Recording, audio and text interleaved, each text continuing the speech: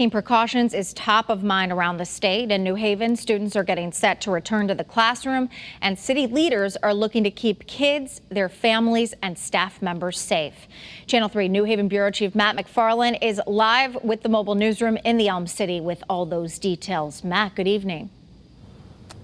Oh, hi there. You know, when kids come back to school in a little more than 2 weeks, there's going to be math tests, there's going to be spelling tests. Right now here, there are COVID tests, and this is just one of many sites set up here in New Haven today at the King Robinson Magnet School, and in fact, they'll be here till 6 tonight. Now, after starting the first 10 weeks of school with just remote learning, New Haven will transition to a hybrid model. You know, this testing, it's open to anyone, but the city is really encouraging students, their families, and their teachers to get tested.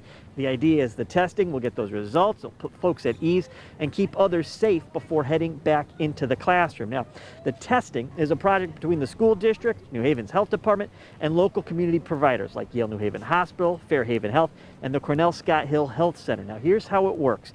You just need to check the schedule on the health department's website to see what schools they're at that day, show up and get the free test. In addition to the testing, though, the mayor and the city's health director want folks to remain vigilant with face masks, hand washing, and social distancing.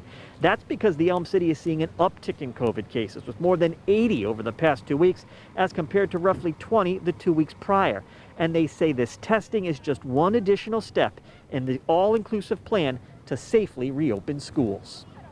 It's one part of the overall strategy of getting back to school. So in addition to the cleaning of the buildings and the instructional strategies and how we move from remote to hybrid, this is another important part. This site is one of many that we're going to be doing over the next several weeks at different schools around the city to ensure that we're providing opportunities for families, children, teachers, and other school employees to get tested before we open up schools to the hybrid model.